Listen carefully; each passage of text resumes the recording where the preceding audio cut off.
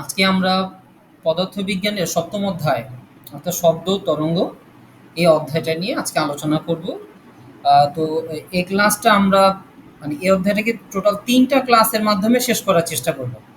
তো আজকে কিছু থিওরিটিক্যাল বিষয় নিয়ে আলোচনা করব। আগামী ক্লাসে অঙ্ক এবং বাকি যে অংশটুকু থিওরি থাকবে সেটা, এবং পরবর্তী ক্লাসগুলোতে আমরা সৃজনশীল প্র্যাকটিস করার চেষ্টা করব। তো চলো আমরা ক্লাসের মূল অংশে চলে যাই।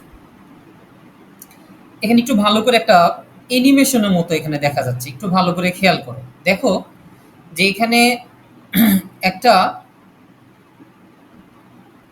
এই যে এখানে একটা প্রতীক দেখা যাচ্ছে, তাই না? এখানে একটা তীর চিহ্ন দেখা যাচ্ছে। এই তীর চিহ্নটাকে, এই যে কালো যে বৃত্তটা দেখা যাচ্ছে, এই কালো বৃত্তটা প্রতি ৩ সেকেন্ড পর পর একই দিক থেকে অতিক্রম করছে। আমরা যদি একটু ভালো করে খেয়াল করি, দেখো সেটা কিন্তু একই দিক থেকে, অর্থাৎ এই যে ডান থেকে এ বাম দিকে একই দিক থেকে কিন্তু এটাকে অতিক্রম করছে। তাহলে যখন কোনো একটা নির্দিষ্ট বিন্দু বা কোনো একটা কাঠামোকে অন্য অপর একটি বস্তু বা বিন্দু সেটা যদি একই দিক থেকে নির্দিষ্ট পরপর নির্দিষ্ট সময় পরপর যদি একই দিক থেকে অতিক্রম করে, তখন এই যে গতিটা দেখা যাচ্ছে, এই গতিটাকে আমরা বলি পর্যায়বৃত্ত গতি। তো আমি একটু প্রজ্ঞাকে বলবো, তুমি এখানে যে পর্যায়বৃত্ত গতিটা আছে, সংজ্ঞাটা দেওয়া আছে, এই সংজ্ঞাটা একটু পড়ো তো।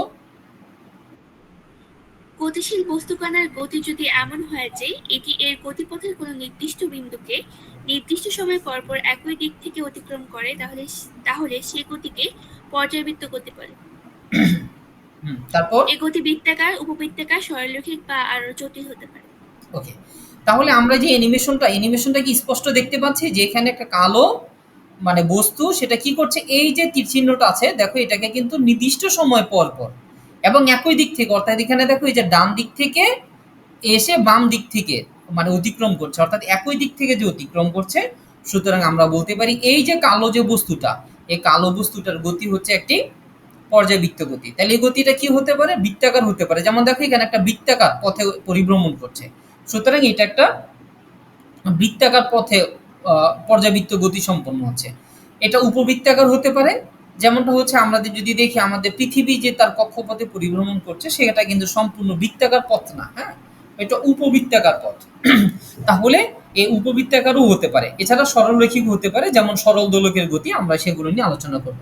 তো তেমন কিছু উদাহরণ হচ্ছে পর্যাবৃত্ত গতির, যেমন ঘড়ির কাঁটার গতি, সূর্যের চারদিকে পৃথিবীর গতি, বাষ্প বা পেট্রোল ইঞ্জিনের সিলিন্ডারের মধ্যে পিস্টনের গতি, এটা একটা পর্যাবৃত্ত গতি। আমরা জানি যে পিস্টনগুলো কি করে, এভাবে উপরে নিচে উঠানামা করে, তাই না? তাহলে দেখো এটা কিন্তু সরলরেখা বরাবর, অর্থাৎ যেভাবে সরলরেখা বরাবর এভাবে উপরে নিচে উঠানামা করে। তাহলে পিস্টনের গতিটা কিন্তু একটা সরলরৈখিক পর্যাবৃত্ত গতির উদাহরণ। তো আমরা আশা করি বুঝতে পেরেছি যে পর্যাবৃত্ত গতিটা কি। কারো কি কোনো প্রশ্ন আছে পর্যাবৃত্ত গতি নিয়ে? উষা, উষা কি বুঝতে পেরেছো? জি স্যার। আচ্ছা, আমরা তাহলে পরের অংশটাতে যাচ্ছি। দেখো পর্যায়কাল, এখানে একটু ভালো করে খেয়াল করো। যদিও অ্যানিমেশনটা মানে আমি খুব দক্ষ না বিধায় এই রশিটাকে এই যে কালো যে বস্তুটা আছে এটার সাথে আসলে বাঁধতে পারিনি, হ্যাঁ। তো যার কারণে শুধু বস্তুটাই ঘুরছে। আমরা একটু ভালো করে খেয়াল করি, দেখো যে বস্তুটা, এই কালো বস্তুটা এই যে ডান পাশের এখান থেকে শুরু করে এখানে যায়, গিয়ে আবার পেছনে আগের জায়গায় চলে আসে।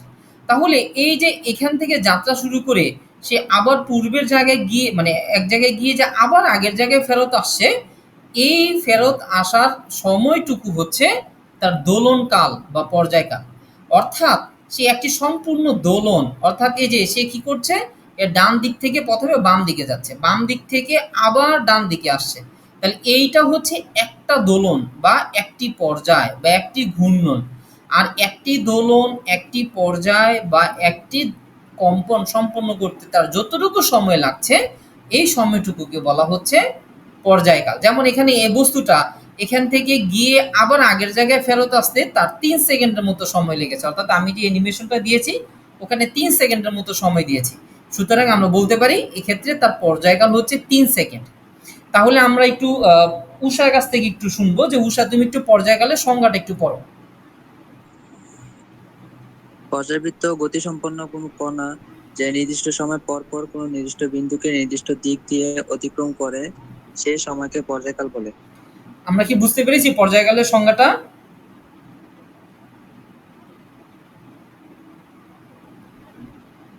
প্রজ্ঞা বুঝতে পেরেছো? জি স্যার। ওকে, তাহলে আমরা পর্যায়কালটা দেখলাম। এই পর্যায়কালকে টি চিহ্ন দিয়ে প্রকাশ করা হয়। ওকে, এরপরে দেখো, অর্থাৎ এই যে আমরা এখন যে ট্রামগুলো শিখছি এগুলো কিন্তু আমাদের এই অধ্যায়টা শিখতে প্রয়োজন হবে, অর্থাৎ এই ধারণাগুলো আমাদের স্পষ্ট জানা দরকার। এরপরে দেখো স্পন্দন গতি বা দোলন গতি বা সরল দোলকের গতি বা সরল স্পন্দন গতি, যেভাবেই বলো না কেন, হ্যাঁ। তো স্পন্দন গতির একটা টার্ম হচ্ছে সরল স্পন্দন গতি, আমরা সেটা দেখব কিছুক্ষণ পরেই।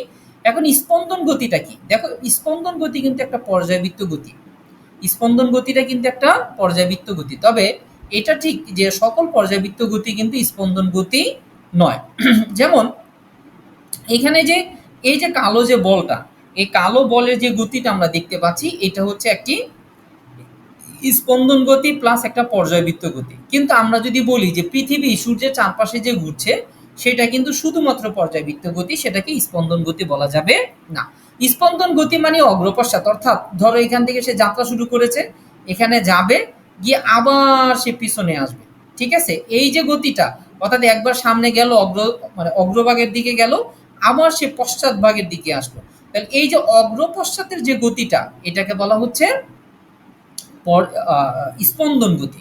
তাহলে দেখো এখানে কি বলা হয়েছে যে স্পন্দন গতি মানে হচ্ছে, দেখো এই যে কোনো অগ্রপশ্চাৎ পর্যাবৃত্ত গতিকে দোলন গতি বা স্পন্দন গতিই বলে। তাহলে আমরা একটু মিম মিম জয়েন করেছে আমাদের সাথে। মিম একটু স্পন্দন গতির সংজ্ঞাটা একটু বলবা, এই যে সংজ্ঞাটা একটু পড়বা।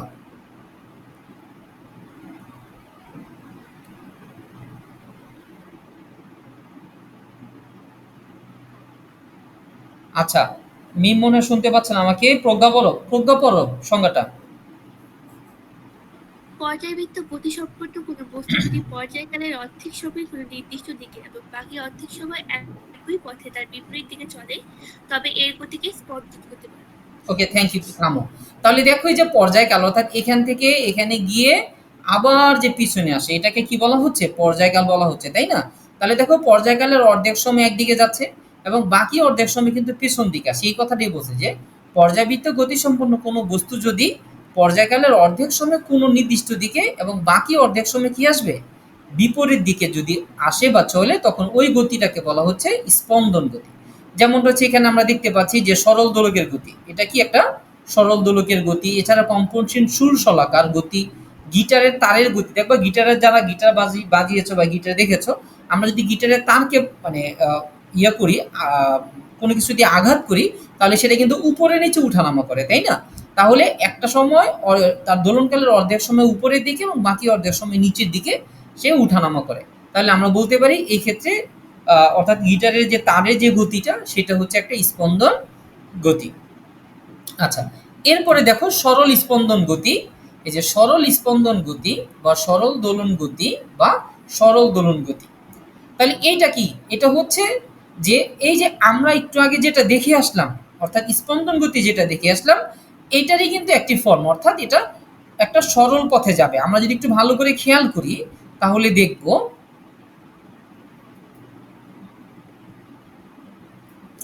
আমরা ওখানে আমরা ওখানে দেখছিলাম যে এইখানে একটা সুতাতে একটা বব, অর্থাৎ এখানে একটা কালো বল যুক্ত ছিল, তাই না? এখন এটা হচ্ছে কি তার সাম্যাবস্থা, অর্থাৎ তুমি যদি এটার সাথে সুতা দিয়ে ধরো একটা কাঠামো, এই কাঠামোটার সাথে তুমি কি করলা, এই বলটাকে সুতা দিয়ে বেঁধে ঝুলিয়ে দিলা। তাহলে ঝুলিয়ে দিলে এখন এটা কি আছে? স্থির অবস্থায় আছে। সুতরাং আমরা বলতে পারি এখনকার যে অবস্থাটা, ধরো এটা এ অবস্থান, ঠিক আছে? তাহলে আচ্ছা, এ না ধরি আমরা, ধরে নিলাম এটা এক্স অবস্থান, কারণ এ দিয়ে অন্য আরেকটা জিনিস আমি প্রকাশ করবো পরে। ধরলাম এটা আমার এক্স অবস্থান। আচ্ছা, এক্স ওইখানে লেখা আছে, ধরলাম আমরা এম অবস্থান। তাহলে আমরা বলতে পারি এই এম অবস্থানটা হচ্ছে তার ভারসাম্য অবস্থা। এটা কি বলতো? ভারসাম্য অবস্থা। এখন আমি যদি কি করি, এটাকে এই টেনে, মানে এটাকে এখান থেকে টেনে এখানে এনে তারপরে যদি ছেড়ে দেই, তাহলে দেখা যাবে এই বস্তুটা প্রথমে এখানে থাকবে, পরে এখান থেকে এই দিকে চলে আসবে, পরে আবার বিপরীত দিকে এভাবে চলে আসবে, তাই না? একবার এখান থেকে এখানে যাবে, আরেকবার এখান থেকে এখানে আসবে। তাহলে দেখো এই যে তার সাম্যাবস্থান, মানে এই যে এম বিন্দু থেকে, অর্থাৎ এই এম বিন্দু থেকে সে কি করলো, দেখো এইদিকে একটা সরণ ঘটেছে, ঠিক আছে, ধরো এইদিকে সরণ ঘটেছে S1, আবার দেখো এইদিকে একটা সরণ ঘটেছে, এখানে ঘটেছে কি বলতো, ধরো S2, অর্থাৎ এখানে কিন্তু সমান সরণ ঘটবে, অর্থাৎ এখানে যতটুকু যাবে এখানে কিন্তু ঠিক ততটুকু সরণই, তার বিচ্যুতি কিন্তু ততটুকুই ঘটবে। তাহলে এখানে দেখো বলা হয়েছে যে যদি কোনো বস্তু, এই যে যদি কোনো বস্তুর ত্বরণ একটি নির্দিষ্ট বিন্দুকে ঘিরে হয়, এখানে দেখো এই যে যদি কোনো বস্তুর ত্বরণ একটি নির্দিষ্ট বিন্দু থেকে এর সরণের সমানুপাতিক হয়। এখন দেখো এই যে তার ত্বরণটা, অর্থাৎ এই যে বস্তুটা যে ত্বরণ মানে কি, এখানে বেগের পরিবর্তন। তাহলে দেখো সে যখন এখানে যাবে, তার অর্থাৎ এর সরণ যত বেশি হবে, মানে এখান থেকে এই পর্যন্ত এর সরণ যত বেশি হবে, তার ত্বরণের প্রাপ্তিটা অর্থাৎ ত্বরণের মান কিন্তু তত বেশি হবে। তার মানে এখানে বলা হচ্ছে যে এই যে সরণ, এই সরণটাকে যদি আমরা এক্স ধরি, তাহলে আমরা কিন্তু বলতে পারি এ সমানুপাতিক এক্স, অর্থাৎ এই সরণ অর্থাৎ এই সাম্যাবস্থান থেকে তার ডান দিকে বা বাম দিকে এই উভয় দিকে তার যতটুকু বিচ্যুতি ঘটবে, এই বিচ্যুতির পরিমাণটা যদি তার বেশি হয়, তাহলে তার ত্বরণটাও কি হবে বলতো, বেশি হবে। যেমন ধরো আমি এখানে এটা আরেকটু সহজে বুঝিয়ে দিচ্ছি। ধরো ধরো এখানে একটা বস্তু আছে, ঠিক আছে, এটা অপর আরেকটা বস্তু আছে, ধরো বস্তুটা হচ্ছে এ। এখন তুমি এই মার্বেল এই বলটাকে যদি তুমি কি করে এদিক দিকে টেনে ধরো এখানে অবস্থায়, ধরো এখানে ধরো ওয়াই অবস্থান, ওয়াই অবস্থান থেকে এনে যদি ধরো এভাবে ওয়াই অবস্থান থেকে এনে যদি এটাকে ছেড়ে দাও, তাহলে ওকে যে পরিমাণ বেগে গিয়ে আঘাত করবে, এখান থেকে যদি তুমি এটাকে ছাড়ো তাহলে দেখবা, অর্থাৎ ধরো তুমি জেড অবস্থান থেকে যদি ছাড়ো তাহলে কিন্তু তার চেয়ে বেশি পরিমাণে সজোরে গিয়ে আঘাত করবে, এবং সজোরে গিয়ে আঘাত মানে বলের পরিমাণ বেশি হবে। তার কারণটা হচ্ছে এখানে বস্তুর ভর তো এটা যা ছিল এটা তো তাই ছিল, কিন্তু তার ত্বরণের মানটা বেশি হওয়ার কারণে এ কিন্তু সজোরে আঘাত করবে, অর্থাৎ দূর থেকে আসার কারণে।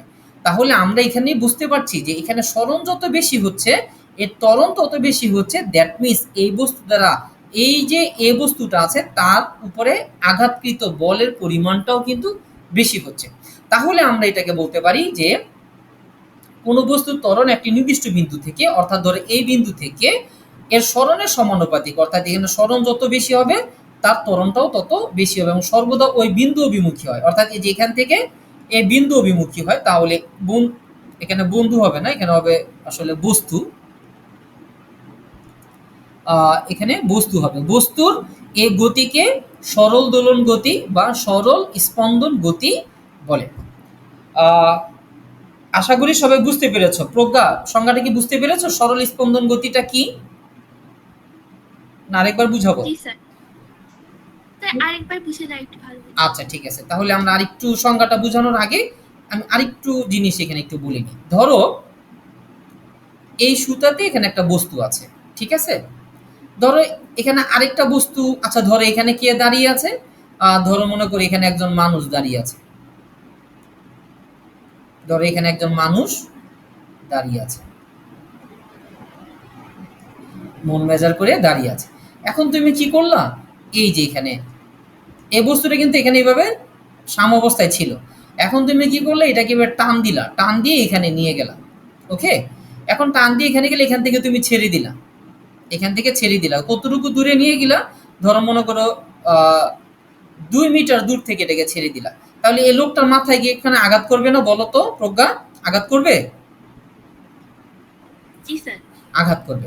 এখন ধরো এখান থেকে সে যে এখানে আসবে, তাহলে তার একটা ত্বরণ আছে না, প্রথমে তো স্থির ছিল, তারপরে ধীরে ধীরে ধীরে ধীরে বেগ বৃদ্ধি পেয়ে এখানে আসবে। তার মানে কি, দেখো ধরো সে F1 বলে আঘাত করবে এবং তার ত্বরণ ছিল A1।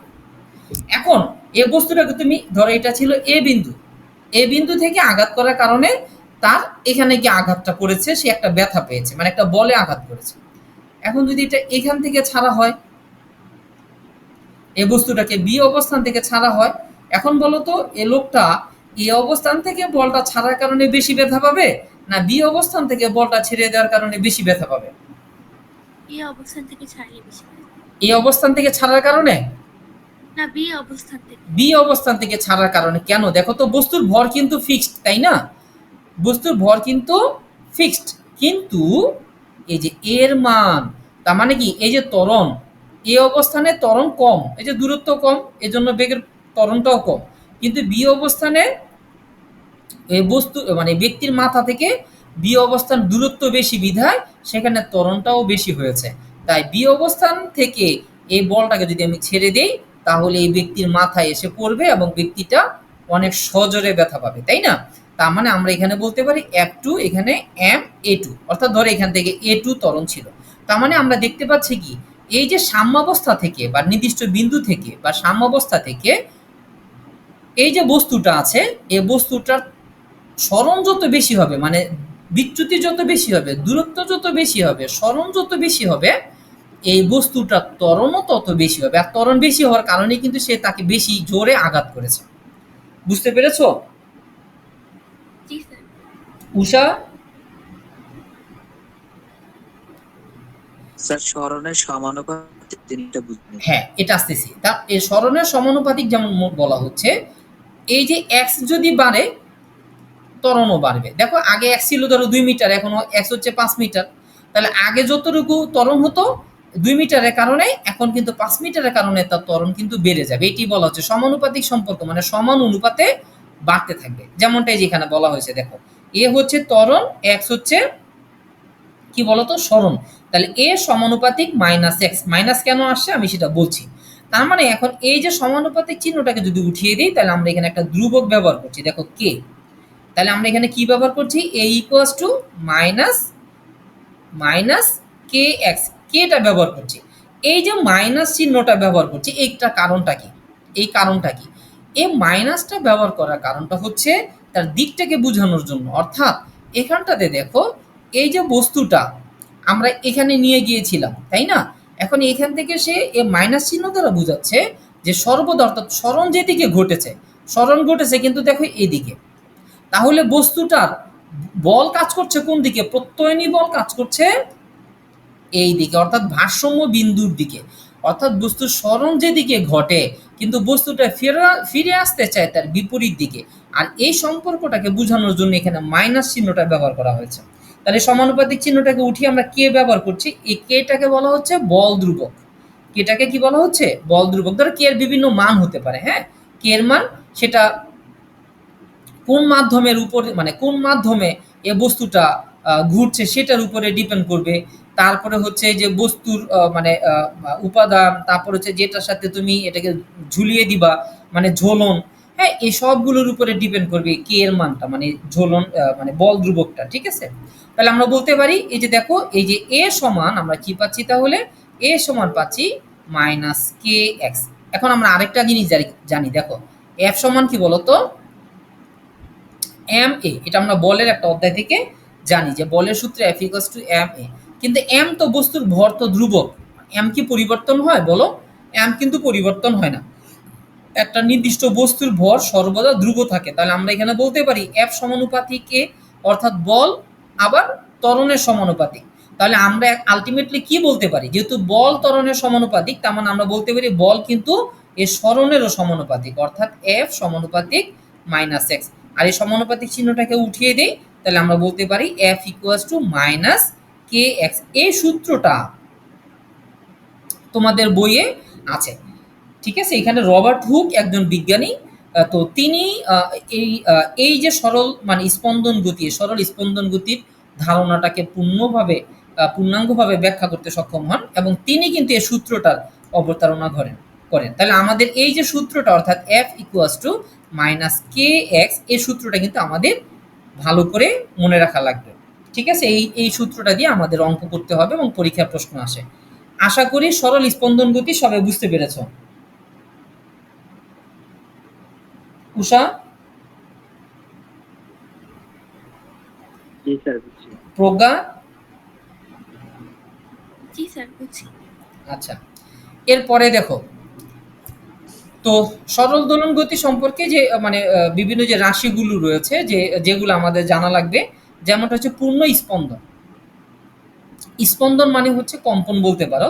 অর্থাৎ এই যে আমরা সরল দোলকের ক্ষেত্রে কি দেখেছিলাম, বস্তুটা প্রথমে এখানে ছিল, তাই না? সে কি করলো, এখান থেকে সে এই দিকে গেল, গিয়ে আবার এই বিপরীত দিকে, আবার সে বিপরীত দিকে আসলো। অর্থাৎ সে এই যে এখান থেকে অগ্রভাগে গিয়ে আবার যে পশ্চাৎ ভাগে হয়ে আগের জায়গায় যে চলে আসলো, এইখানে যে ঘটনাটা ঘটেছে অর্থাৎ এখানে গিয়ে যে এখানে আসে তখন আমরা বলতে পারি এখানে একটা পূর্ণ স্পন্দন তথা পূর্ণ কম্পন সম্পন্ন হয়েছে। এটাই বলেছে।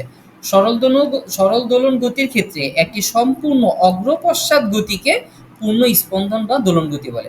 তার মানে একবার অগ্রভাগে যাবে আবার সেটা পশ্চাৎভাগে আসবে। ঠিক আছে?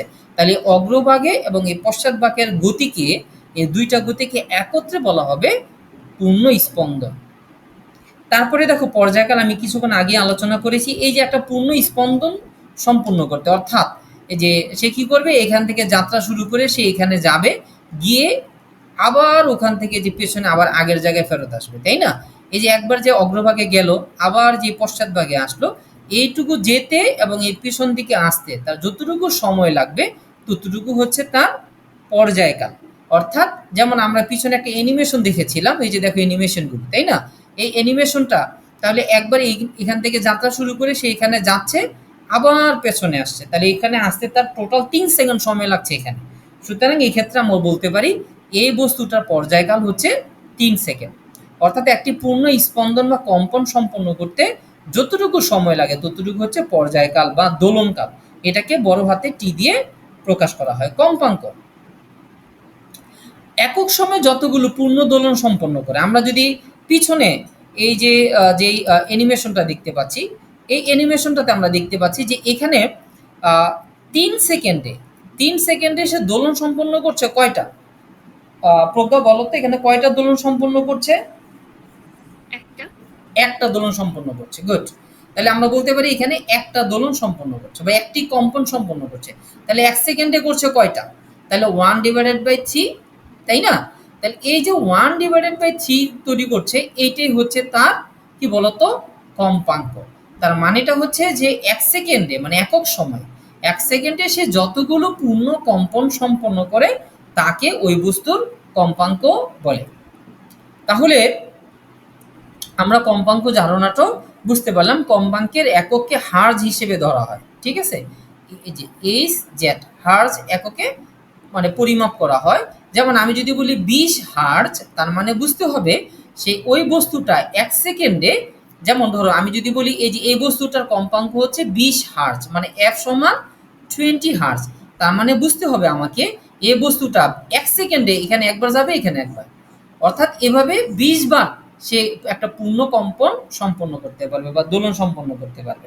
অর্থাৎ এক্ষেত্রে 20 হার্জ বলতে বোঝায় 1 সেকেন্ডে সে 20টি পূর্ণ হার্জ সম্পন্ন করে।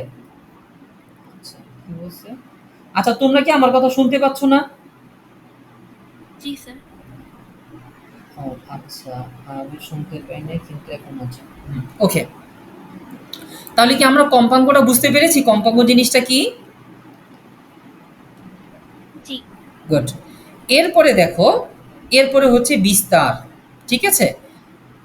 আহ যেমন ধরো, আচ্ছা আমরা তরঙ্গগুলোকে, আচ্ছা ধরো একটা আর তরঙ্গ নিলাম আমি। আমি ২ টা দিয়ে সরল দোলনের ক্ষেত্র বুঝাবো। ধরো এটা হচ্ছে সাম্যাবস্থা। যেমন এটা যদি OX হয় এটা হচ্ছে সাম্যাবস্থা। ধরো এটা একটা দোলন মানে কম তরঙ্গ, তাই না? বা ঢেউ। তাহলে এই তরঙ্গটা সাম্যাবস্থান থেকে এর ধনাত্মক দিকে মানে উপরে অথবা এর ঋণাত্মক দিকে নিচে সর্বোচ্চ যতটুকু কি হয় বলতো তার বিচ্যুতি ঘটে সেটাকে বলা হয় বিস্তার। ঠিক আছে? ধরো এর সাম্যাবস্থান থেকে সে 5 মিটার গেল, তাহলে নিচেও কত মিটার যাবে? যদি এখানে একটু বেশি দেখা যাচ্ছে, ধরো 5 মিটার যাবে, তাহলে তার বিস্তার হচ্ছে 5 মিটার। তার মানে একটি কম্পনশীল কণা মানে একটি গতিশীল কণা এর সাম্যাবস্থান থেকে যে সাম্যাবস্থান বা মধ্যস্থান থেকে যে কোনো দিকে যে সর্বোচ্চ দূরত্ব অতিক্রম করে তাকে তার বিস্তার বলে। এটা হচ্ছে ধনাত্মক দিক আর নিচেরটা হচ্ছে কি ঋণাত্মক দিক। তাহলে এখানে যতটুকু তার দূরত্ব অতিক্রম করে সেটা হচ্ছে তার বিস্তার। ঠিক তাহলে আমরা যদি সরল দোলনের ক্ষেত্রে দেখি, সরল দোলকের ক্ষেত্রে দেখি, দেখো এইটা ছিল কি বলতো তার সাম্য অবস্থান।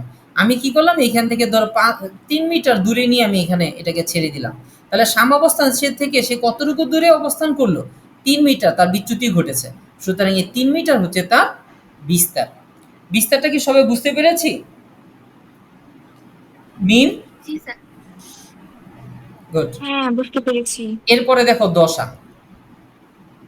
দেখো, ধরো দশা হচ্ছে কোনো একটা নির্দিষ্ট মুহূর্তে তরঙ্গের উপরিস্থিত কোনো কণার সম্মুখ অবস্থাকে বোঝায়। ধরো এইখানে যখন তরঙ্গটা হচ্ছে এইখানে অবস্থিত একটা কণা, ঠিক আছে, এখানে অবস্থিত একটা বিন্দু ধরো এ, তাহলে এ বিন্দুটার তার ত্বরণ আছে, এই যে বিস্তার আছে, গতি আছে, দ্রুতি আছে, স্মরণ হয়েছে এবং ত্বরণের কারণে তার একটা মানে বল লাভ করেছে। তার সুতরাং তার এই যে স্মরণ, বেগ, তারপরে ত্বরণ, বল, এই সামগ্রিক বিষয়গুলোকে বলা হচ্ছে উক্ত কণার দশা। তাহলে কি আমরা দশাটা বুঝতে পেরেছি? প্রজ্ঞা? জি স্যার। আচ্ছা, তাহলে উষা এবার একটু পড়ো তো, এখানে কি লেখা আছে, দশাটা একটু রিডিং করো। সরল দোলন গতিশীল কোনো কণার দশা বলতে ওই কণার যে কোনো মুহূর্তে গতির সাম্যক অবস্থা, অর্থাৎ কণাটির স্মরণ, বেগ, ত্বরণ, বল ইত্যাদি বোঝায়। আচ্ছা, সবাই বুঝতে পেরেছে আশা করছি। এরপরে তাহলে এগুলো কিন্তু আমাদের এই সংজ্ঞাগুলো, এই যে এখানকার যে সংজ্ঞাগুলো আছে, এই সংজ্ঞাগুলো কিন্তু আমাদের জ্ঞানমূলক প্রশ্নের জন্য খুব গুরুত্বপূর্ণ, এগুলো কিন্তু সেখানে আসবে। এখন দেখো সরল দোলকের যে সূত্রগুলি তোমাদের বইয়ের এই অধ্যায়ের প্রথম দিকে যে সূত্রগুলো আছে, এই সূত্রগুলো আমাদের একটু মনে রাখা লাগবে। যেমনটা হচ্ছে দোলনকাল। আমরা যদি দেখি যে এখানে যে বস্তুটা রেখে মানে ঝুলানো আছে, ধর আমি এখান থেকে কি করলাম, এইখানে নিয়ে এটাকে ছেড়ে দিলাম, তাহলে ছেড়ে দিলে সে কি করবে, ধরো এ অবস্থান থেকে সে এখানে যাবে, বি অবস্থানে যাবে, বি অবস্থান থেকে আবার এই অবস্থানে আসবে, তাহলে এটুকু হচ্ছে তার দোলনকাল। তাহলে এই যে দোলনকালটুকু সম্পূর্ণ হতে, মানে একটা দোলন সম্পূর্ণ করতে তার কতটুকু সময় লাগবে সেটা আমরা এই সূত্রের মাধ্যমে বের করতে পারি। অর্থাৎ এক্ষেত্রে আমরা বলতে পারি যে দোলনকাল টি equals to 2 pi root over এই এল ডিভাইডেড বাই জি। এই এলটাকে বলা হচ্ছে কার্যকরী দৈর্ঘ্য। কিসের দৈর্ঘ্য? অর্থাৎ এই যে এটা হচ্ছে ঝুলন বিন্দু, ধরো এখানে এম বিন্দুতে এটা ঝুলিয়ে মানে ঝুলে আছে, এখান থেকে ধরো এইখানটাতে একটা বস্তু আছে, ঠিক আছে,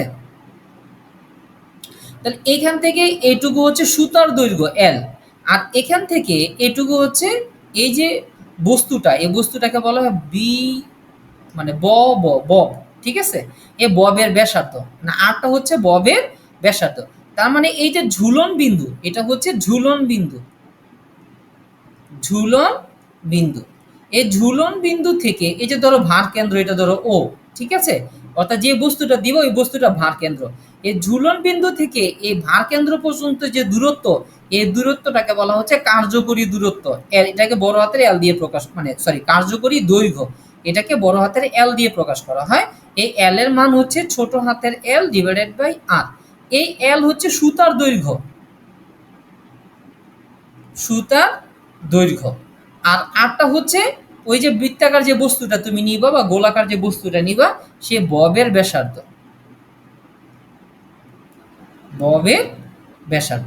তবে আমাদের মানে এসএসসিতে ইন্টারমিডিয়েট অবশ্যই একটু এখানে ক্রিটিক্যালি প্রশ্ন করে, তো এখানে অত বেশি প্রশ্ন করবে না, এখানে তোমাদেরকে সরাসরি যে দৈর্ঘ্যটা দেওয়া থাকবে সেই দৈর্ঘ্যটাকে তোমরা কার্যকরী দৈর্ঘ্য হিসেবেই পরিমাপ করবা, ঠিক আছে, অর্থাৎ এল এর মান যেটা দেওয়া থাকবে সেটাই হিসাব করবা।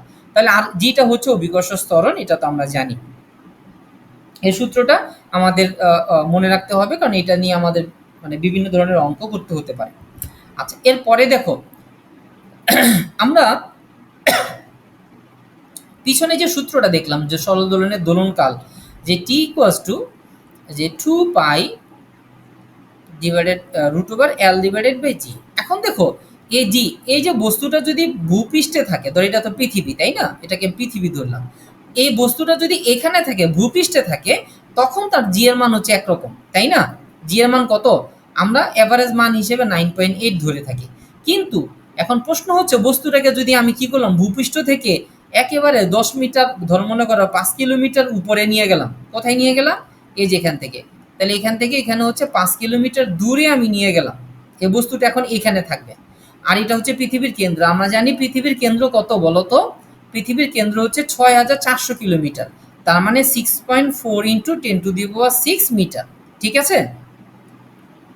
ওকে, এটা হচ্ছে পৃথিবীর ব্যাসার্ধ, এই যে এটা 6400 কিলোমিটার, যেটাকে মিটারে নিলে 6.4 ইন্টু 10⁶ মিটার হয়। ওকে, এখন ভূপৃষ্ঠে জি এর মান হচ্ছে 9.8, এখানে আমরা 9.8 বসাতে পারবো। কিন্তু আমি যদি ভূপৃষ্ঠ থেকে 5 কিলোমিটার উপরে নিয়ে যাই, অর্থাৎ 5000 মিটার উপরে নিয়ে যাই, সেখানে কি আমার জি এর মান 9.8 বসাতে পারবো প্রজ্ঞা? না। মিম বসাতে পারবো? বসাতে পারবো না। তাহলে সেখানে বসালে কি আমার দোলন, হ্যাঁ। সেখানে কি 9.8 বসাবো জি এর মান? যদি আমি ভূপৃষ্ঠ থেকে 5 কিলোমিটার উপরে নিয়ে যাই? উষা, উষা, হ্যাঁ। উষা বলো।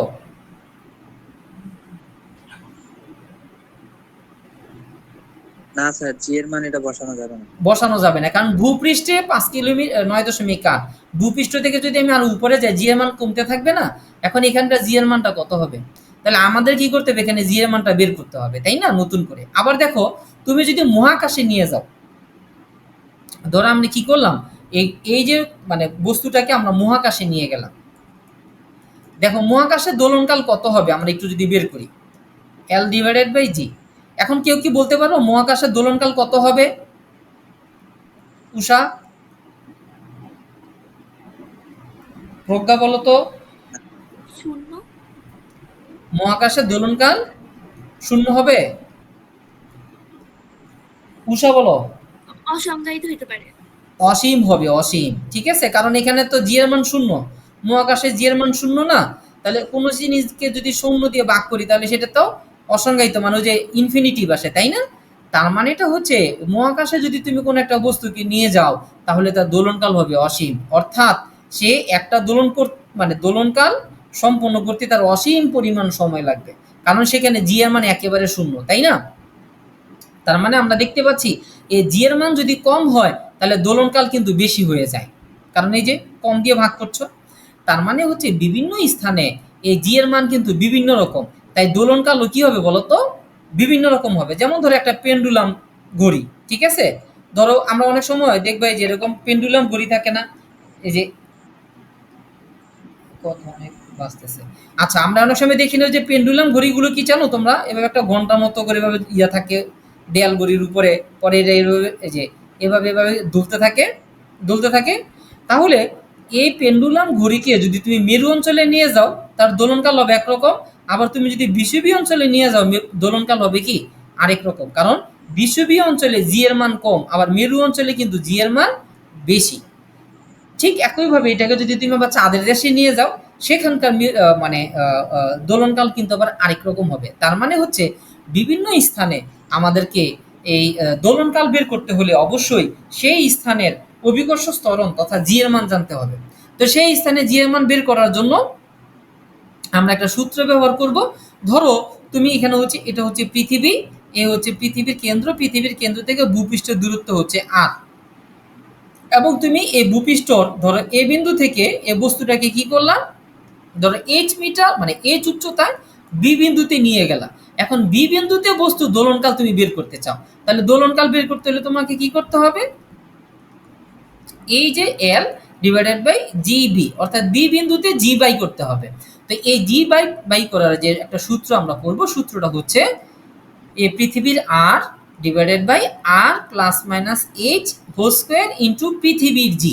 এই জিটা হচ্ছে পৃথিবীর জি, মানে পৃথিবীর অভিকর্ষ স্তরণ, যেটাকে আমরা 9.8 অ্যাভারেজ মানটা ধরে নিই।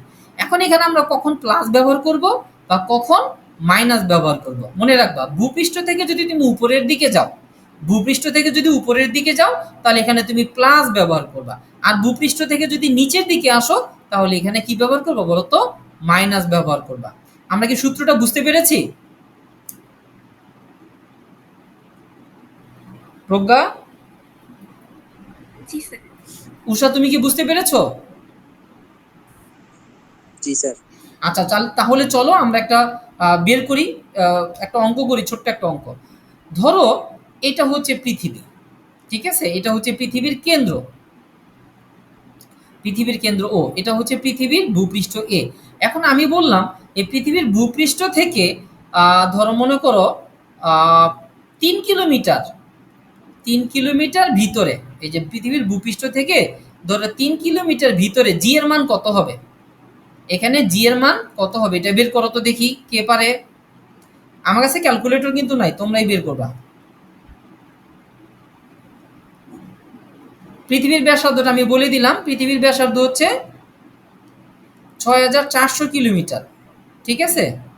তার মানে এটাকে লিখা আছে 6.4 ইন্টু 10⁶ মিটার, মানে হচ্ছে মিটারে নিলে 6.4 ইন্টু 10⁶, এটা হচ্ছে আর এর মান। এই যে এখানে দিয়ে দিয়েছি আমি, বের করো।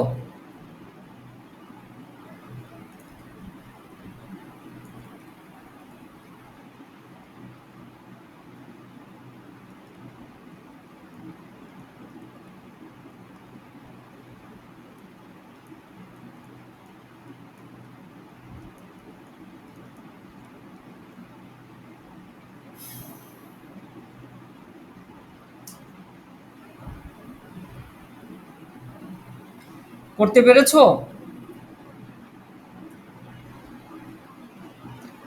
উষা বের হয়েছে, কত বের হয়েছে?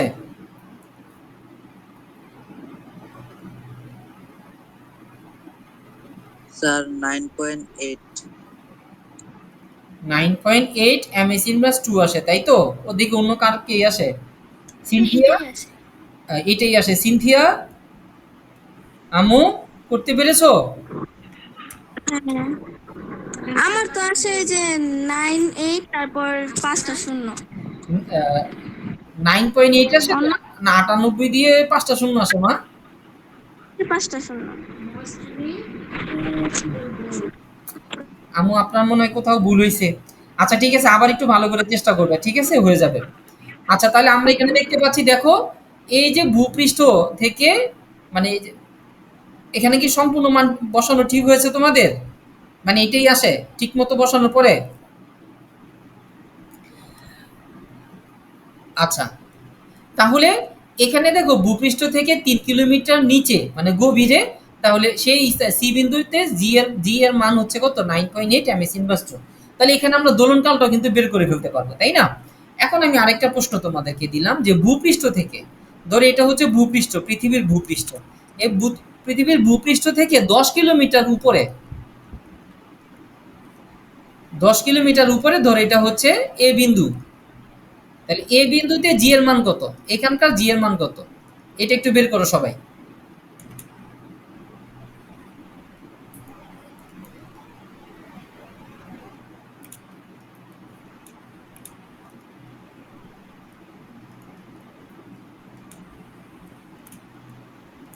এখানে বলো তো, গুণ হবে না যোগ হবে, ইয়া বিয়োগ হবে? বিয়োগ হবে না যোগ হবে এইচ এর মান? যোগ স্যার হবে। বিয়োগ হবে। এ কেন? এটা ভূপৃষ্ঠ থেকে উপরে না 10 কিলোমিটার, তাহলে তো যোগ হবে। ভূপৃষ্ঠ থেকে নিচে গেলে বিয়োগ হবে।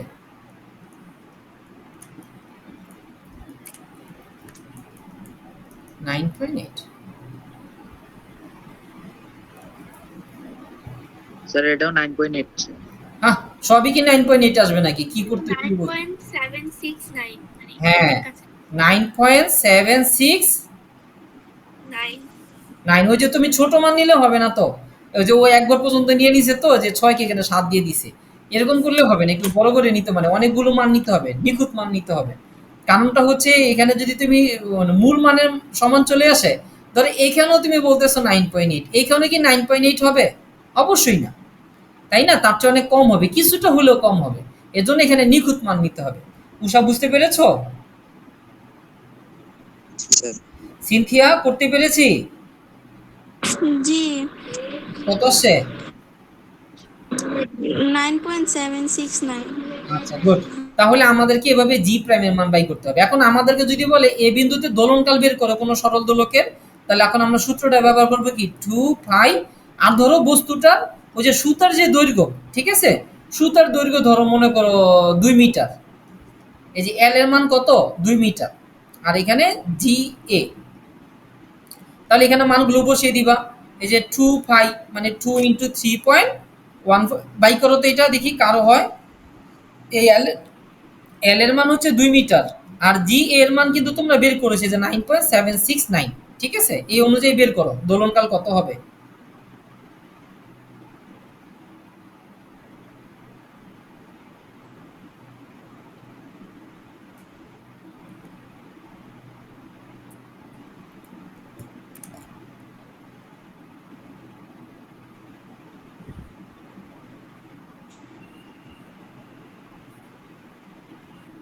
বের করতে পেরেছি দোলনকালটা? 2.84। 2.84। আচ্ছা, তাহলে দোলনকাল হচ্ছে 2.84 সেকেন্ড, তাই না? 84 সেকেন্ড। তার মানে তুমি যদি ভূপৃষ্ঠ থেকে 10 কিলোমিটার উপরে কোনো একটা সরল দোলক যার কার্যকরী দৈর্ঘ্য হচ্ছে 2 মিটার, সেটাকে যদি নিয়ে যাও তাহলে সে দুলতে তার সময় লাগবে 2.84 সেকেন্ড। আচ্ছা, ভূপৃষ্ঠের দোলনকালটা বের করো তো, দেখো তো কত আসে। ভূপৃষ্ঠে মানে পৃথিবীর পৃষ্ঠে দোলনকালটা বের করো, যেখানে কার্যকরী দৈর্ঘ্য এল এর মান হচ্ছে 2 মিটার।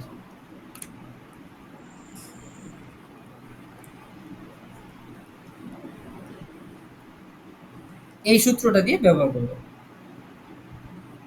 2.838। 2.838। 838।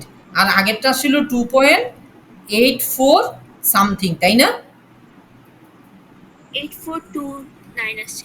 84 কত আসে? 842 মানে 843 লেখা যায়। আচ্ছা, 843 লিখা যায়। আচ্ছা, এই যে এগুলো নিখুঁত মান নিবা। ধরো এটা হচ্ছে টি অঞ্চলে, দেখছো? এখন দেখো, এই যে ভূপৃষ্ঠের দোলনকাল ছিল এইটা 2.838, এবং ভূপৃষ্ঠে থেকে 10 কিলোমিটার উপরে তার দোলনকাল কিন্তু বেড়ে গেছে না? তুমি বিয়োগ করলে যে এই মানটা তো বড় এটা আগেরটা থেকে, তাহলে কতটুকু বেশি সময় লেগেছে সেটাও কিন্তু বের হয়ে যাবে, তাই না? অর্থাৎ তুমি যদি টি এ থেকে টি বাদ দিয়ে দাও, তাহলে তাদের দোলনকালের পার্থক্য সেটা কিন্তু বের হয়ে যাবে। অর্থাৎ সে কতটুকু সময় বেশি নিয়েছে দুলতে, একটা সম্পূর্ণ দোলন সম্পূর্ণ করতে, সেটা কিন্তু বের হয়ে যাবে। আমাদেরকে এভাবে অঙ্কগুলো বের করতে বলতে পারে। আমরা আশা করি এই সূত্রটা বুঝতে পেরেছো। তো আমরা যখন এগুলোর সমাধান করব অঙ্ক, তখন এগুলো আমরা আরো বেশি ক্লিয়ার হবে ইনশাল্লাহ। আচ্ছা, এরপরে আরেকটা সূত্র দেখো, এটাও দোলনকাল। সেক্ষেত্রে যদি কার্যকরী দৈর্ঘ্য দিয়ে না দিয়ে বস্তুর যে বস্তুটা ঝুলানো থাকবে, হ্যাঁ, যে সুতার সাথে এই ববের ভর দিয়ে দেয়, হ্যাঁ, এবং হচ্ছে এই কে, অর্থাৎ স্প্রিং ধ্রুবক, মানে এটা হচ্ছে স্প্রিং এর সাথে যদি ধরো এখানে আর 15 মিনিট আছে। আচ্ছা, এখানে যদি আমরা দেখি, ধরো এখানে কি করলাম, এখানে একটা বস্তু ঝুলিয়ে দিলাম, ঠিক আছে? বস্তুটা বড় হচ্ছে এম। তাহলে এটাকে যদি আমি নিচের দিক থেকে যদি টেনে এটাকে ছেড়ে দিই, তাহলে কি হবে? এই বস্তুটা একবার উপরে যাবে আর একবার নিচে আসবে, মানে উপরে যাবে নিচে আসবে, উপরে যাবে নিচে আসবে, উপরে যাবে নিচে আসবে। তাহলে এই যে তার দোলনকাল, মানে একবার উপরে গিয়ে আবার নিচে আসতে তার কতটুকু সময় লাগতেছে, সেই সময়টা বের করার যে সূত্রটা হচ্ছে এই 2π√m/k। এই m হচ্ছে এই যে বস্তুটা তুমি ঝুলিয়ে দিবা সেই বস্তুটার ভর, এবং কে হচ্ছে যে স্প্রিং এর মধ্যে এটাকে ঝুলিয়ে দিবা সেই স্প্রিং এর ধ্রুবক। এখন এই স্প্রিং এর ধ্রুবক এই স্প্রিং এর উপাদানের উপরে ডিপেন্ড করে। এখন স্প্রিং এর উপাদানটা যদি ধরো তোমার মনে করো মাইল্ড স্টিল হয় একরকম হবে, তারপরে কাস্ট আয়রন হলের একরকম হবে, মানে এক এক ধরনের উপাদানের জন্য স্প্রিং ধ্রুবক এক এক রকম হবে। সুতরাং এগুলো যদি আমাদের ইনফরমেশন দেয়াই থাকবে প্রশ্নে, আমরা সেগুলো বসিয়ে এর দোলনকালটা বের করে ফেলবো। তাহলে আমরা দেখতে পেলাম সরল দোলকের যে 3টা সূত্র আমরা দেখতে পাচ্ছি, এই সূত্রগুলো আমাদেরকে খুব ভালোভাবে মনে রাখা লাগবে, কারণ ইদানিং সময়ে এই সূত্রগুলোর উপরে বিভিন্ন ধরনের অঙ্ক পরীক্ষা এসে থাকে।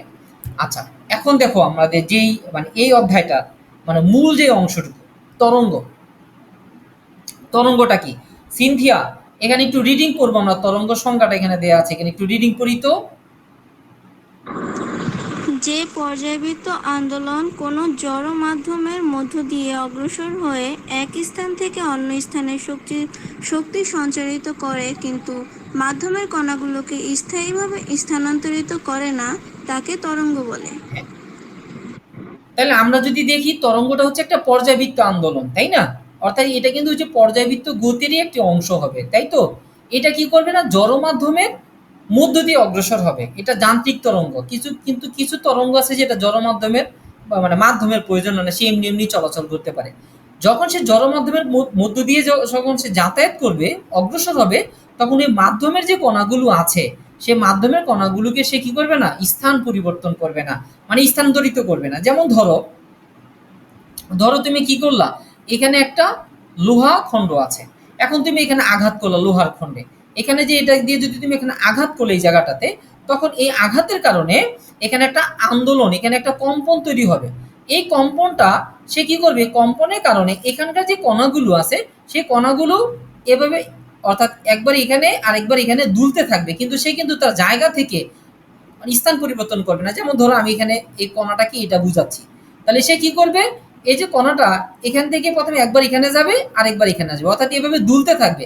অর্থাৎ সে প্রথমে এখানে যাবে, পরে আবার দেখা যাবে এখান থেকে এখানে যাবে, কিন্তু এই যে তার মূল যে স্থান, এই স্থানের কিন্তু স্থায়ীভাবে পরিবর্তন করবে না। অর্থাৎ কণাগুলো তার আগের যে স্থানটা সেখানে থেকেই সে কি করতে থাকবে, কাঁপতে থাকবে এবং কেঁপে সে তার পার্শ্ববর্তী কণাটাকে শক্তি স্থানান্তর করবে।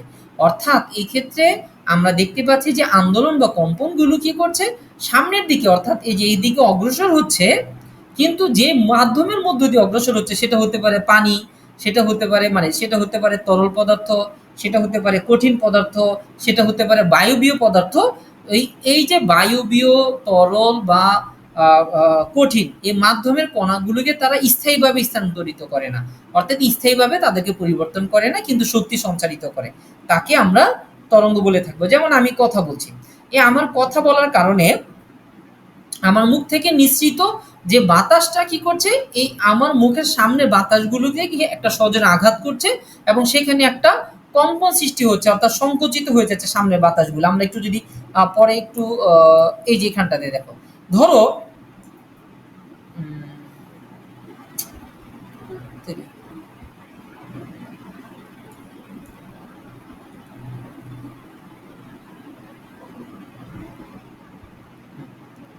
দেখো, এই যে ধরো এখানে একজন মানুষ কথা বললো, এখানে একজন মানুষ কথা বললো, কথা বলার কারণে কি হবে, এ তার মুখে নিঃসৃত বাতাসগুলো এখানকার যে বাতাসগুলোকে সংকুচিত করে দিবে, সংকুচিত করে দিবে। এর মানে এই না এই কণাগুলো তারা স্থান পরিবর্তন করে এখানে চলে আসবে, মানে এদিকে চলে যাবে এমন না। এই কণাটা হয়তোবা এই হালকা একটু ডানে বামে পার্শ্ব দুলতে পারে, তখন কি করবে, সে তার পাশে বাতাসের স্তরটাকে সংকুচিত করবে। এভাবে সংকোচন যখন এরা আবার এখানে চলে যাবে, তখন এরা প্রসারিত হয়ে যাবে। এই সংকোচন প্রসারণের মাধ্যমে দেখা যাচ্ছে যে শক্তিগুলো সামনে থেকে এখান থেকে সামনের দিকে অগ্রসর হচ্ছে। তার মানে আমরা বলতে পারি এক্ষেত্রে তরঙ্গের যে আন্দোলনগুলো, কম্পনগুলো মাধ্যমের কণাগুলোকে কিন্তু স্থায়ীভাবে স্থান পরিবর্তন করে না, তাই আমরা এটাকে তরঙ্গ হিসেবে বলতে পারি। তাহলে আমরা তরঙ্গ দেখতে পেলাম। তাহলে এই তরঙ্গটা মাধ্যমের উপরে ভিত্তি করে তরঙ্গটাকে দুই ভাগে ভাগ করা যায়, একটা হচ্ছে যান্ত্রিক তরঙ্গ আর একটা হচ্ছে তাড়িৎ চৌম্বক তরঙ্গ। যান্ত্রিক তরঙ্গ মানে হচ্ছে যে তরঙ্গ সঞ্চালনের জন্য মাধ্যমের প্রয়োজন হয়, যেমন যেমন আমাদের শব্দ তরঙ্গ, শব্দ তরঙ্গ এক প্রকার যান্ত্রিক তরঙ্গ। তারপরে তো তুমি যে পানির উপরে ঢেউ দেখো, সেই ঢেউয়ের যে তরঙ্গটা সেটা কিন্তু এক প্রকার যান্ত্রিক তরঙ্গ, কারণ এই তরঙ্গগুলো সঞ্চালনের জন্য মাধ্যমের প্রয়োজন হয়। যেমন ধরো মহাশূন্যে যাওয়ার পর মহাশূন্যে যদি দুইজন ব্যক্তি চলে যায়, ধরো এখানে একজন ব্যক্তি এখানে একজন ব্যক্তি, এরা দুইজন মহাশূন্যে গেছে কিসের কারণে, গল্প করার জন্য। এই ব্যক্তি আর এই ব্যক্তি মহাশূন্যে গল্প করার জন্য তারা গিয়েছে। এখন এই যে প্রথম ব্যক্তি, এই ব্যক্তি কথা বলতেছে, দ্বিতীয় ব্যক্তি কিন্তু কিছুই শুনতেছে না। কেন শুনতেছে না, কারণ এই ব্যক্তির কথাগুলোকে দ্বিতীয় ব্যক্তি বি ব্যক্তির কানে নিয়ে আসার জন্য যে বাতাস বায়ু দরকার, এই বায়ু কিন্তু মহাশূন্যে নাই, যার কারণে এই ব্যক্তির মুখ নিঃসৃত শব্দগুলো বি ব্যক্তির কানে গিয়ে পৌঁছায় না। হ্যাঁ, সুতরাং মহাকাশে গিয়ে গল্প করা গল্প করলে কোনো ফায়দা হবে না, কারণ কেউ কারো গল্প শুনতে পাবে না। পৃথিবীতে আমাদেরকে গল্প করা লাগবে। তাহলে আমরা বলতে পারি যে শব্দ হচ্ছে এক ধরনের যান্ত্রিক তরঙ্গ, কারণ যান্ত্রিক তরঙ্গ সঞ্চালনের জন্য মাধ্যমের প্রয়োজন হয়। আর যে তরঙ্গ সঞ্চালনের জন্য মাধ্যমের প্রয়োজন হয় না, সেটাকে বলা হয় তাড়িৎ চৌম্বক তরঙ্গ বা ইলেকট্রোম্যাগনেটিক ওয়েভ। যেমন আলো এক ধরনের যান্ত্রিক তরঙ্গ, তাড়িৎ চৌম্বক তরঙ্গ। এছাড়া আলফা রশ্মি বলি, বিটা রশ্মি বলি, গামা রশ্মি বলি, হ্যাঁ, এগুলো তো আলোরই বিভিন্ন অংশ। মাইক্রোওয়েভ বলো, এরা সবগুলি হচ্ছে তাড়িৎ চৌম্বক তরঙ্গ, কারণ এগুলো সঞ্চালনের জন্য কোনো মাধ্যমের প্রয়োজন হয় না। যেমন আমরা যদি দেখি যে পৃথিবীতে যে আলো আসে, তাই না, এই যে আলো যে আসে সূর্য থেকে, তাহলে পৃথিবীর বায়ুমণ্ডলের পরে তো আর কোনো কিছু নাই, মহাশূন্য, তাই না, তাহলে সেখানে কিভাবে আসে, তাহলে সেখানে তার মাধ্যমের প্রয়োজন হয় না। তাহলে আমরা বলতে পারি তাড়িৎ চৌম্বক তরঙ্গ সঞ্চালনের জন্য কোনো মাধ্যমের প্রয়োজন হয় না। মিম একটু রিডিং পড়ো তো, তাড়িৎ চৌম্বক তরঙ্গ যান্ত্রিক তরঙ্গের সংজ্ঞা দুইটা। মিম তো নাই দেখা যাচ্ছে, ইয়া পড়ো, উষা পড়ো।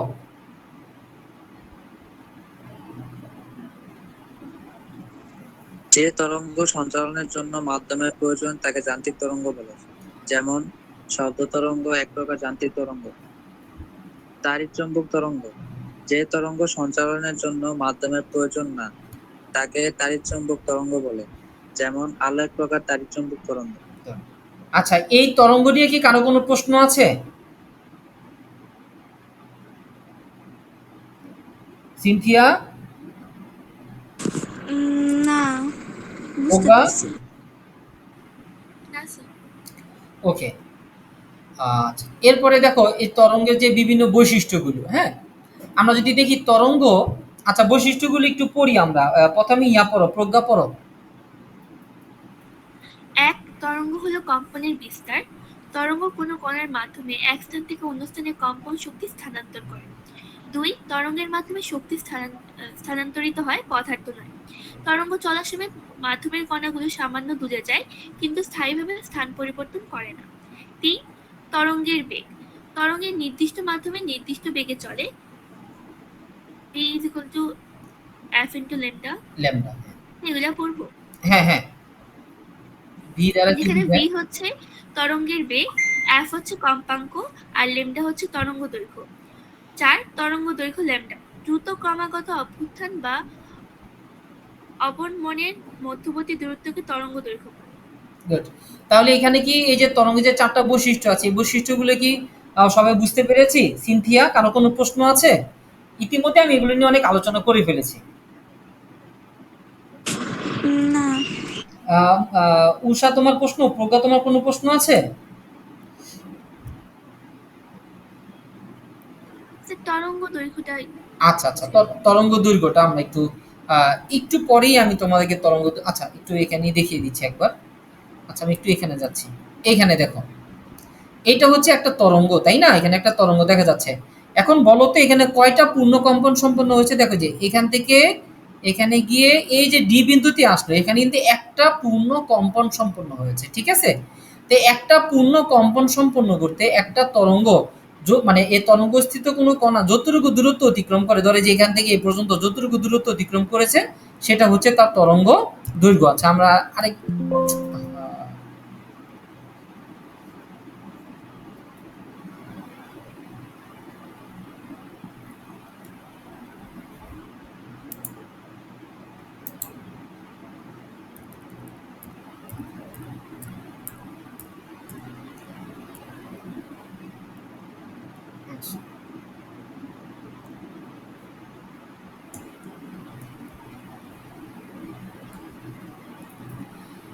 তাহলে এই যে এখান থেকে এই যে আবার ধরো এই যে এ বিন্দু থেকে আবার এই ই বিন্দু পর্যন্ত যে দূরত্ব, এটাকেও কি বলা হচ্ছে? তরঙ্গ দৈর্ঘ্য বলা হচ্ছে। আবার ও বিন্দু থেকে ডি বিন্দু পর্যন্ত যে দূরত্ব, এটাকেও তরঙ্গ দৈর্ঘ্য বলা হচ্ছে। আবার ধরো ডি বিন্দু থেকে জি বিন্দু পর্যন্ত দূরত্বটাকেও কি বলা হচ্ছে? তরঙ্গ দৈর্ঘ্য তথা ল্যামডা বলা হচ্ছে। মানে একটি পূর্ণ কম্পন সম্পন্ন করতে যে পরিমাণ দূরত্ব অতিক্রম করে সেই পরিমাণ দূরত্বকে বলা হচ্ছে তরঙ্গ দৈর্ঘ্য। প্রজ্ঞা, বুঝতে পেরেছি তরঙ্গ দৈর্ঘ্যটা কি?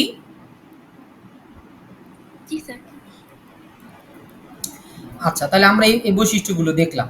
এরপর হচ্ছে পরের বৈশিষ্ট্যগুলো। সিনথিয়া পড়ো। ৫, তরঙ্গের কম্পাঙ্ক। প্রতি সেকেন্ডে সম্পূর্ণ কতটি তরঙ্গ উৎপন্ন হয় সেটাই কম্পাঙ্ক। আমরা ইতিমধ্যে ৬, কিন্তু, হ্যাঁ একটু থামি, ইতিমধ্যে কিন্তু তরঙ্গের কম্পাঙ্কটা আলোচনা করেছি। মানে যে একটি মানে এক সেকেন্ডে যতটা সে পূর্ণ কম্পন সম্পন্ন করতে পারে। যেমন এই পাশে চিত্রে ধরো এর মানে ও বিন্দু থেকে জি বিন্দুতে আসতে একটা তরঙ্গ মানে একটা তরঙ্গের ধরো ১ সেকেন্ড সময় লেগেছে। এখন বলো তো এই সিনথিয়া, এখানে কয়টা কম্পন সম্পন্ন হয়েছে? তার কম্পাঙ্ক কত হবে এখানে? একটু প্রশ্নটা আবার একটু করতাম। মানে এ শূন্য মানে মূল বিন্দু থেকে এই যে জি বিন্দুতে আসতে তার ১ সেকেন্ড সময় লাগছে। তাহলে তার কম্পাঙ্ক কত হবে?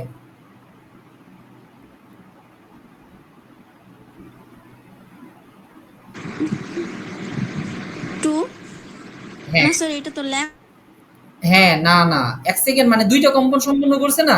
এই যে দেখো এখান থেকে হুম, হুম। এখানে আসে একবারে একটা কম্পন। আবার এখান থেকে এখানে আরেকটা কম্পন। তাহলে কয়টা কম্পন সে সম্পন্ন করেছে? ২ টা কম্পন সম্পন্ন করেছে। তাহলে যেহেতু ১ সেকেন্ডে সে ২ টা কম্পন সম্পন্ন করেছে, সুতরাং তার কম্পাঙ্ক এক্ষেত্রে ২। বুঝতে পেরেছো? জি।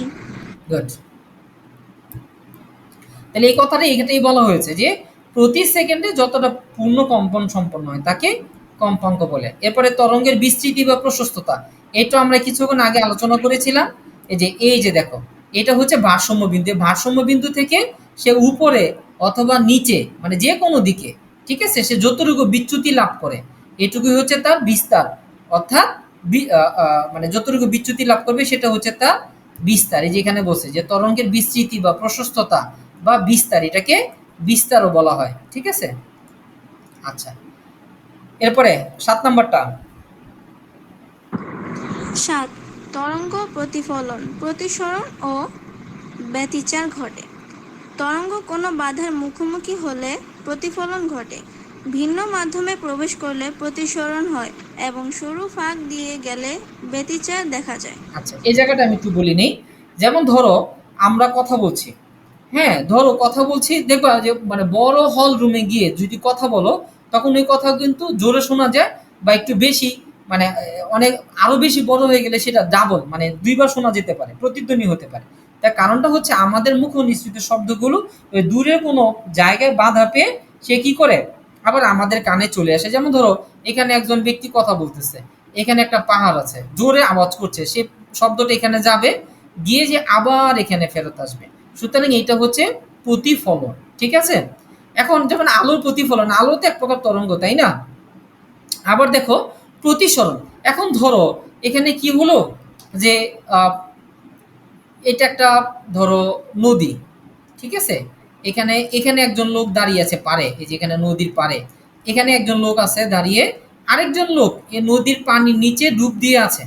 এখন এই লোক যে কথাগুলো বলতেছে, হ্যাঁ, এই লোক কথাগুলো বলতেছে, এই লোকের কথাগুলো এই পানিতে বসে থাকা বি ব্যক্তি শুনতেছে। তাহলে এই ক্ষেত্রে যে তার শব্দের যে তরঙ্গটা এই পানির মধ্যে দিয়ে যে যাচ্ছে, এই ক্ষেত্রে এটাকে আমরা বলতে পারি যে শব্দ তরঙ্গের বা তরঙ্গের প্রতিসরণ হয়েছে। এছাড়া সরু ফাঁক দিয়ে যখন যায় তখন সেটা ব্যতিচার হবে। যেমন ধরো